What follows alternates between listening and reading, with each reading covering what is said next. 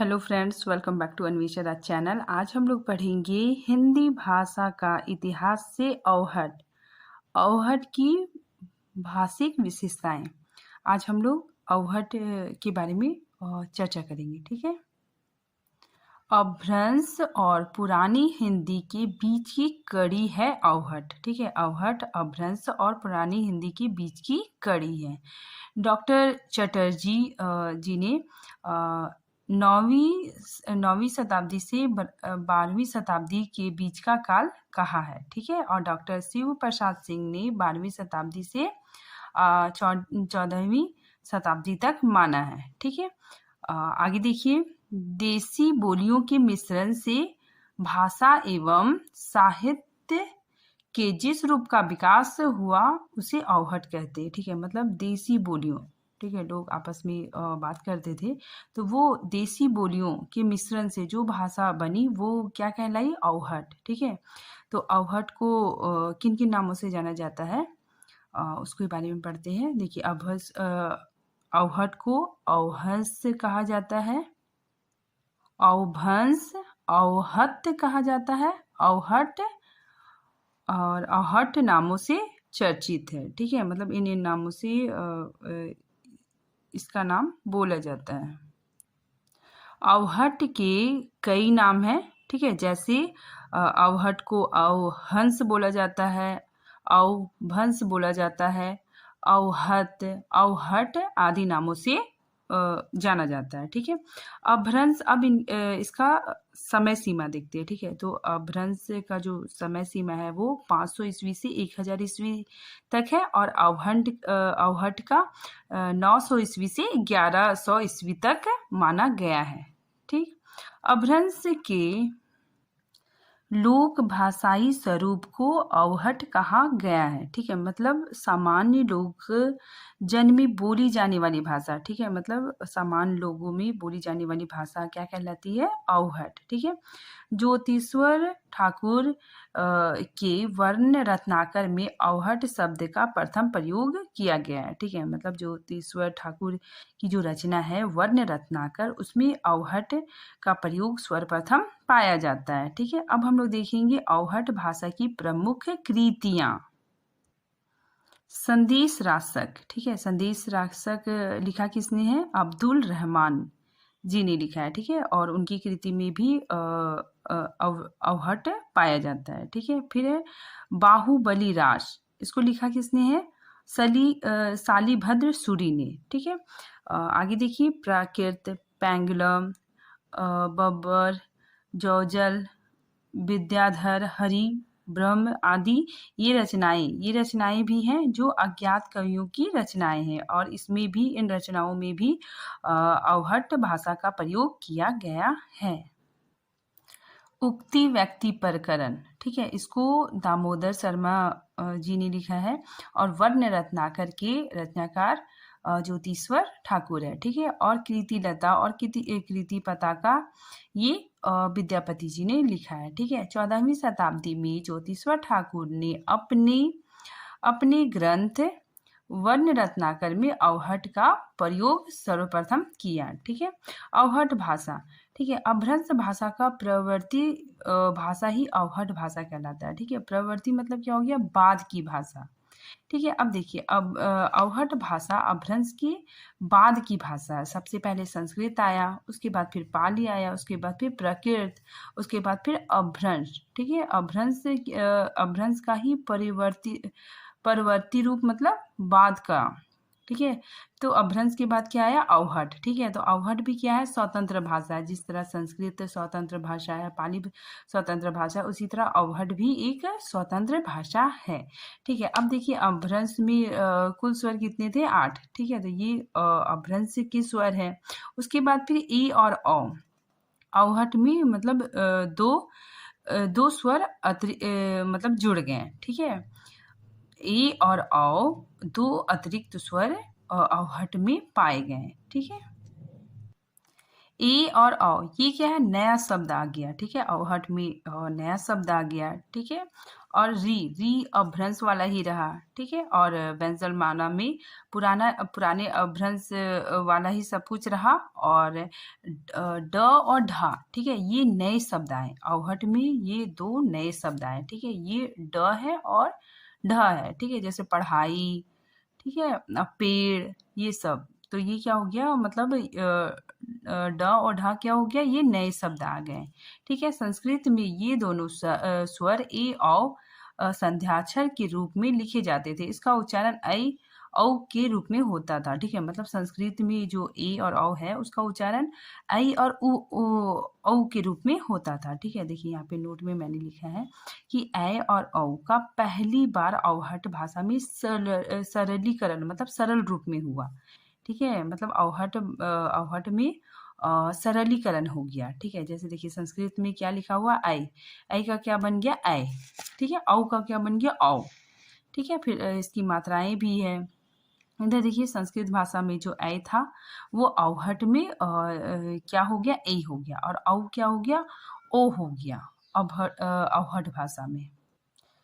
14वीं शताब्दी के उत्तरार्ध में विद्यापति ने अपनी कृतिलता में अवहट कहकर अभ्रंश का ही घोतक कराया, ठीक है। मतलब विद्यापति जी ने कृतिलता में जो अवहट है उसमें ये लिखा था कि देसील बौना सब जन मीठा ते तैसन जापू अवहट्टा, ठीक है। मतलब देसी वचन सबको बहुत ही अच्छा, मतलब बहुत ही मीठा लगता है, और अवहट देश जन की भाषा है। प्राकृत पैंगलम में भी अवहट भाषा की प्रारंभिक अवस्था देखी जा सकती है, ठीक है। पुष्पदत्त ने इसे अवहंस कहा है, स्वयंभू ने इसे अवहत कहा है, ठीक है। अब हम इसके व्याकरणिक विशेषताओं के बारे में जानेंगे, ठीक है। इसमें दो लिंग और दो वचन होते हैं, ठीक है। अभ्रंश भाषा की तरह अवहट में विदेशी शब्दों का प्रयोग बहुत अधिक मिलता है, ठीक है। मतलब अवहट में विदेशी शब्दों का प्रयोग बहुत अधिक मिलता है, ठीक है, क्योंकि विदेशी लोग भारत में आने लगे थे और उन्होंने अपने साथ भाषाओं को लेके आया, ठीक है। तो उन भाषाओं का मिश्रण हो गया, ठीक है। तो इसीलिए अवहट भाषा में विदेशी शब्दों का प्रयोग बहुत अधिक मिलने लगा था। अवहट में देसी शब्दों की बहुलता मिलती है, ठीक है। मतलब देसी शब्दों की बहुलता मिलती है, ठीक है, मतलब बहुत ज़्यादा मात्रा में मिलती है। हिंदी की क्षेत्रीय बोली की भी अधिकता है, ठीक है। मतलब क्षेत्रीय बोली की भी अधिकता है। अवहट अभ्रंश का बिगड़ा हुआ रूप है, ठीक है ना। अवहट अभ्रंश का बिगड़ा हुआ रूप है अवहट भाषा, ठीक है। तो हिंदी के क्षेत्रीय बोलियों के बहुत से समीप या निकट है, ठीक है ना। अवहट भाषा हिंदी की क्षेत्रीय बोलियों के बहुत समीप या निकट है, ठीक है। चलिए अब हम लोग देखते हैं, यहाँ पे देखिए अभ्रंश और अवहट शब्द, देखिए दुआ और दीवान, ठीक है। तो ये दोनों क्या है, विदेशी शब्द है, ठीक है। ये अभ्रंश का शब्द है, जब ये अवहट में चेंज हुआ तो दुआ बन गया, ठीक है, और दीवान बन गया, ठीक है। तो ये क्या हो गया, भाषा का सरलीकरण हो गया, ठीक है। उसी तरह एक है देसी शब्द है लोर, ठीक है। तो अवहट में उसको क्या चेंज हो गया, आंसू, आंसू में बदल गया, ठीक है। फिर उस वक्त संस्कृत शब्द भी तत्सम शब्द भी बहुत मतलब उसकी भी बढ़ोतरी होने लगी, ठीक है। मतलब तत्सम शब्दों को भी देखा जाने लगा, ठीक है। जैसे देखिए घी, अभ्रंश में घी बोला जाता था और अवहट में चेंज होके क्या बन गया, घृत। अब हम लोग देखेंगे शब्दकोश, ठीक है। अवहट में तद्भव शब्दों का मतलब सर्वाधिक प्रयोग होने लगा था, ठीक है। देशज, ठीक है। खीखड़ी, ये खीखड़ी किसको बोलते हैं, लोमड़ी को, ठीक है। विदेशज शब्द हो गया कसीदा और खुदा, ठीक है। और तत्सम क्या होता है, संस्कृत के जितने सारे शब्द है वो तत्सम कहलाते हैं, ठीक है। संस्कृत शब्दों का प्रयोग अगर हिंदी में जो होगा तो होता है, तो वो क्या होता है, तत्सम शब्द होता है, ठीक है। तो देखिए तत्सम में क्या हुआ, अभ्रंश के अंत में पुनः तत्समीकरण होने लगा, ठीक है। मतलब अवहट का जो समय था उसमें मतलब तत्सम शब्दों का प्रयोग फिर से होने लग गया था। ठीक है, देखिए कुछ कुछ तत्सम शब्द जुड़ने लगे थे। अवहट में कुछ कुछ तत्सम शब्द जुड़ने लगे थे। जैसे देखिए घी, घी को क्या बोले जाने लगा? घृत। ठीक है, आग को अग्नि ऐसे बोले जाने लगा। ठीक है, इसमें तत्सम शब्दों की संख्या धीरे धीरे बढ़ने लगी। स्त्रीलिंग में आ की आ हो गया। ठीक है, मतलब आ बड़ा के जगह पे आ हो गया। जैसे देखिए शिक्षा, शिक्षा में देखिए इसमें आ की मात्रा है, फिर ये क्या बन गया? सीख। ठीक है, भिक्षा, भिक्षा में क्या हो गया? भीख, ऐसे बन गया। ठीक है, अब देखिए क्षति पूरक है, दीर्घीकरण। ठीक है, द्वितीयकरण से मुक्ति। ठीक है, जैसे देखिए कर्म, कर्म क्या है? ये संस्कृत भाषा का शब्द है, ये काम बन गया। ठीक है, अभ्रंश में फिर अवहट में काम हो गया। ठीक है, इसी तरह हस्त, हस्त से अभ्रंश में क्या बना? हस्त। ठीक है, उसके बाद फिर अवहट में हाथ बन गया। ठीक है, तो ये क्या हो गया? सरलीकरण होने लगा। अवहट में क्या होने लगा? मतलब शब्दों का सरलीकरण की प्रक्रिया होने लग गई। स्वतंत्र रूप से प्रसर्गों का प्रयोग होने लगा था। ठीक है, मतलब स्वतंत्र रूप से प्रसर्ग मतलब क्या होता है ना? प्रत्यय। ठीक है, प्रसर्ग का मतलब क्या हो गया? प्रत्यय। ठीक है, तो स्वतंत्र रूप से प्रसर्गों का प्रयोग होने लगा था। ही प्रसर्ग का प्रयोग अवहट की प्रमुख विशेषता है। ठीक है, मतलब ही जो प्रसर्ग है वो अवहट की प्रमुख विशेषता है। आगे देखिए, प्रसर्ग और विभक्ति एक वाक्य में, मतलब कुछ ऐसे भी वाक्य होते थे। ठीक है ना, कुछ ऐसे भी प्रयोग अवहट में देखने को मिलते थे जिसमें प्रसर्ग और विभक्ति दोनों मिले रहते थे। ठीक है, मतलब वाक्य में प्रसर्ग भी है और विभक्ति दोनों का मतलब मिश्रण देखने को मिलता था। अब हम लोग देखेंगे प्रसर्ग। ठीक है, प्रसर्ग क्या होता है? प्रत्यय ही होता है। ठीक है, इसकी परिभाषा हम लोग देखते हैं कि व्याकरण में वे अक्षर जो किसी धातु यानी मूल शब्द के अंत में लगकर उसके अर्थ में कोई विशेषता लाते हैं वो प्रसर्ग कहलाते हैं। ठीक है, जैसे सुंदर। ठीक है, सुंदर शब्द है, अगर हम उसमें ता लगा दिए तो क्या बन गया? सुंदरता। ठीक है, तो सुंदर क्या है? मूल शब्द है, तो इसमें हम ता प्रत्यय लगा दिए तो ये क्या बन गया? सुंदरता। ठीक है, तो प्रत्यय वही होता है जो मूल शब्द के साथ जुड़कर लगता है। ठीक है, देखिए यहाँ पे जैसे लिखा हुआ है रामस्य, ये क्या है? संस्कृत भाषा का शब्द है। ठीक है, तो राम प्लस अस, अश मतलब क्या हो गया? क। ठीक है, ये क्या है? विभक्ति लगी हुई है। ठीक है, जैसे देखिए राम ने रावण को मारा, ये क्या है? विभक्ति है। ठीक है, तो मतलब प्रसर्ग और विभक्ति का प्रयोग अवहट में होता था। ठीक है, इधर देखिए विभक्ति और प्रसर्गों का विकास होने लगा था। ठीक है ना, अवहट के समय विभक्ति और प्रसर्गों का विकास होने लगा था। ठीक है, और ये नहीं विभक्ति का आरंभ भी होना आरंभ होने लग गया था। ठीक है, जैसे एग्जाम्पल देखिए युवराज नी, देखिए यहाँ पे नी लगा हुआ है। ठीक है, मांझ तन्ही करो पुत। ठीक है, तो इसमें क्या है? देखिए यहाँ पे क्या है? ये दोनों क्या है? प्रसर्ग है। ठीक है, और ये क्या है? विभक्ति है। ठीक है, तो अवहट के समय विभक्ति और प्रसर्गों का विकास होने लगा था। ठीक है, अब हम लोग देखते हैं कुछ स्वतंत्र प्रसर्ग। जैसे देखिए कर्ता ने। ठीक है, नाम में एक ही मात्रा लगा हुआ है। ठीक है, तो कर्ता ने, कर्म के ही या फिर के ही। ठीक है, करण साऊ से, और संप्रदान के ही लागी। ठीक है, अपदान से साऊ, संबंध का के को। ठीक है, तो ये प्रसर्ग लगते थे अवहट के समय। ठीक है, अधिकरण में मांझ, माही, माह। ठीक है, एग्जाम्पल देखिए सुंदर, सुंदर ही, तो इसमें क्या लगा हुआ? ने प्रत्यय इसमें छुपा हुआ है। यहाँ पे देखिए कर्ता। ठीक है, नोट में हम लोग देख रहे हैं कर्ता के लिए ए विभक्ति को डॉक्टर तगारे ने बड़ी उपलब्धि मानी है। ठीक है, अब हम लोग विशेषण की तरफ चलते हैं। तो अवहट के समय संख्यावाचक और सर्वनामिक विशेषण देखने को मिलते हैं। ठीक है, विशेषण देखिए अवहट भाषा में कृदंतीय विशेषण का तीव्र विकास हुआ। ठीक है, कृदंतीय विशेषण में क्या हो गया? अगर हम इसको बांटेंगे तो एक होता है संख्यावाचक विशेषण, एक है सर्वनामिक विशेषण। ठीक है, तो संख्यावाचक विशेषण में 2, 4, 8, 20। ठीक है। जैसे 8 आदमी, 20 रुपए, 25 आम, तो ये क्या हो गया, संख्यावाचक विशेषण। ठीक है। अब देखिए अवहट के समय सर्वनामिक विशेषण भी देखने को मिलते हैं। ठीक है। जैसे अवहट के समय देखिए आइस, ठीक है, आइस को क्या बोलते थे, इतना। ठीक है।